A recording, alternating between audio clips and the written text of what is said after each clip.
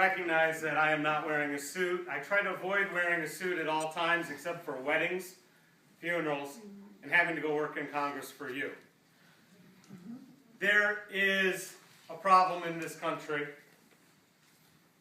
and it is the root problem. It is the problem of our elections are now auctions.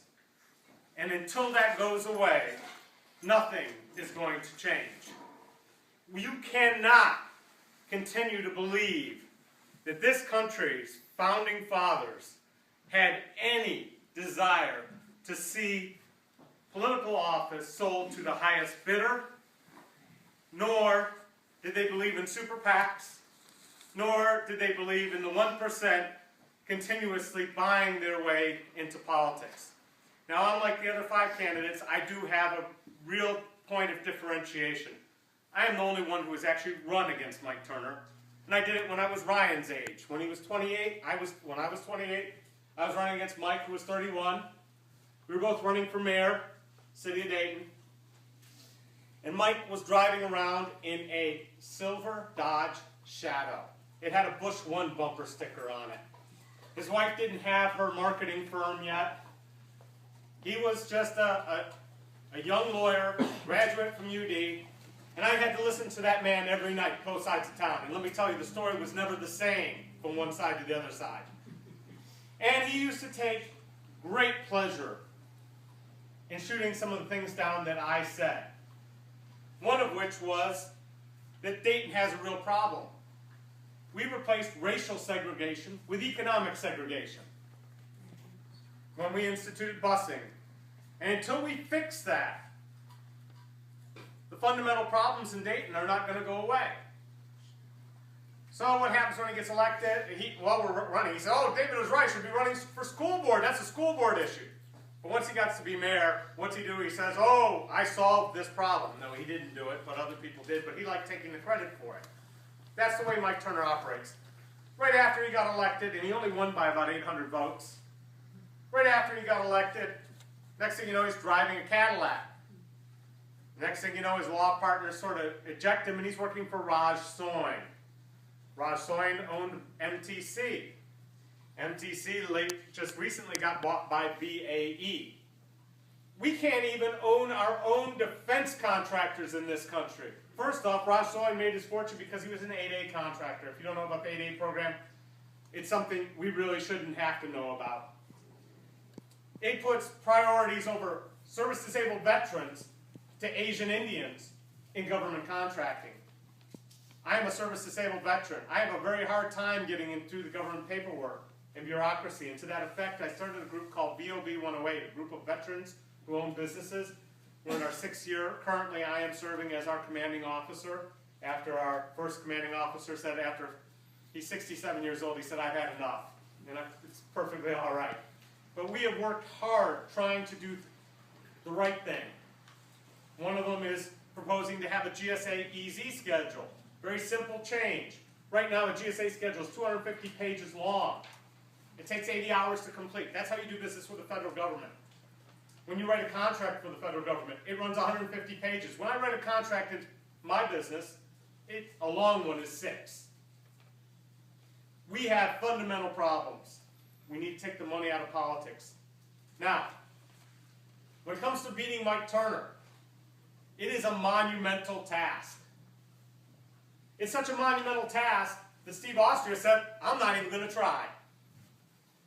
So, Turner's already got $500,000 in the bank. We are not going to win by trying to outraise him. We are not going to win by outbuying ads. I've already exposed so many things about him and his wife where he's been caught red-handed with his finger in the till on my blog, which has been going every day basically since 2005, where I uncovered the Cubase thing a year and a half before the Dayton Daily News even had a clue what was going on. If you don't know about Cubase and NextEdge and Mills Morgan and the whole hand over the tax dollar, so the business of the future, which was really just a way to get donations to Mr. Austria, 17 people, one week, all gave $1,000 to Steve Austria's campaign, all from the same company. None of them had ever given before, except for the CEO and his wife. one person had given to a Democrat $250. All of a sudden, all these people gave $1,000. I uncovered it. I blew the whistle. I got a call right away. You got on the right track, and nothing happened. The FBI came to talk to me, but nothing happened. We have to fix this. If you go to Esrati.com, you will find positions on these things, on everything. You also see 2 commercials I've already done for the campaign. I have t-shirts, which I will gladly sell you for a $50 donation. I'll have other t-shirts for less. I have posters, I have campaign literature, and I have a web presence where if you search Mike Turner as a crook, I will come up first. So, any questions? Not so much a question, but a comment on Austria. Do you think that he backed out of the race because he was afraid of Mike Turner, or because he was given? I'll tell you. In the future, he will be given something. I'm not privy to the inside discussions of our right-wing friends of our community, but I can tell you this: Austria was offered something between the time we turned in our petitions the first time and the second time. And second, he also looked at the numbers and realized Montgomery County is still the most populous county in this district, and the way it's drawn, he's not going to do well because he's only a 2-term congressman. Turner's 5-term congressman. Turner has a lot more money, a lot more friends, a lot more power, and he still can pull off the lie that he actually made Dayton a wonderful place. So, Austria has sawdust for brains. well, I'm not going to say. I can say it. I can tell you, he was caught red-handed in the Q-base deal, and he was caught on my blog first. So I can tell you that. Sure. Could you tell us a little bit about your background as far as your education and your work? Absolutely. I usually don't go into this speech because after listening to Mr. Dick Zimmer talk about how he had 9 kids and 13 grandkids, and I always wondered about why being able to procreate was a qualification for running for office. I really. That's my blind. Now, I can tell you this. I guess if you want to say it's about being able to do something in a pejorative to your constituents, it's great. But no, I'm a first-generation American. I was born in Salina, Ohio. I grew up in Cleveland. My father was a journalist. I came to Wright State after serving in the United States Army, where I was assigned with U.S. Army Special Forces. I got hurt in training. I did my reserve duty after I came off TDRL while I was at Wright State out in Jamestown. Used to make that drive at ODARK 30 every weekend out to Jamestown to the former Nike installation there, and did road marches all over the area there and have fun memories of that. I've owned my own ad agency, The Next Wave, since the year 1990. I have bought and rehabbed 4 houses in the South Park Historic District. I've served as president of that organization. I have started a for-profit development corporation in that neighborhood.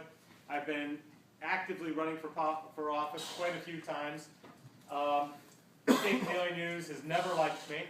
You can dissect that any way you want, but I was the first to dance a jig when Ellen Belcher and Martin Gottlieb took leave of the place a few months ago, about half a year, almost a year ago now.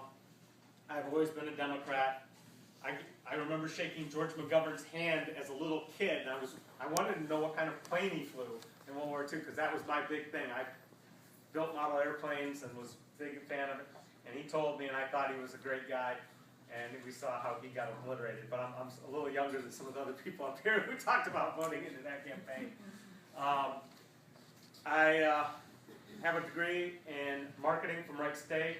I've taught at the University of Dayton. I teach a seminar on how to put up websites and have done it for the last 6 years as part of our business. I've spoken all across the country on social media, and we've won quite a few awards for our advertising, and I've already produced a few TV spots for this campaign, including one of me panhandling outside the Green Tree Group, where Mr. Turner got $18,000 last time, which is 3 times what his opponent raised, Joe Roberts, and just a small fraction of the $780,000 he spent to obliterate Mr. Roberts. Money is not going to even come close to beating Mike Turner. The only thing that will beat Mike Turner is Mike Turner. And the only way to get him to do that is to make him very uncomfortable. And I know how to do that. I've been doing it for a long time. I also have the distinction of being the only one to be arrested by him, but you can read about that as well. So, and I've beat him 5 times in court on that as well. So I am taking donations. Thank you. I'd like to have